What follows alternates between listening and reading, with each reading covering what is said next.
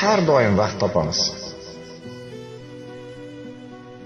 Oilasi nochorroq singlimizga har xil bahonalar bilan yordam bermaslikka harakat qilamiz, lekin xalqni ko'ziga qozon-qozon oshlar qilib ziyofat beramiz.